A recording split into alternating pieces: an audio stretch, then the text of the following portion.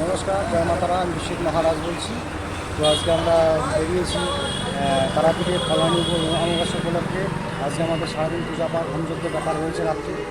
বিশেষত আজকে যারা বিভিন্ন ধরনের সমস্যায় আছেন, যে কোনো সমস্যা, সেটা অর্থ নিয়ে সমস্যা হতে পারে, শত্রু নিয়ে সমস্যা হতে পারে, ধার দেনায় জড়িয়ে আছেন, পারিবারিক সমস্যা হতে পারে, দাম্পত্য সমস্যা হতে পারে, যে কোনো সমস্যা থেকে কোনো রকম আপনারা মুক্তি পাচ্ছেন না।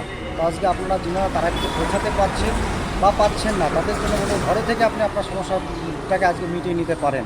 তার কারণ আজকে ফলহানি অমাবস্যা যোগে আপনারা যদি একটা ফল নিয়ে সেই ফলে নিজেদের নাম গোত্র মনস্কামনা জানিয়ে যে কোনো মাতৃমন্দিরে গিয়ে মা কালীর চরণে ওটাকে দিয়ে দেন, দান করেন, তাহলে মা আপনাদের কুফলটাকে হরণ করে নেয় এবং সুফল দান করে থাকে।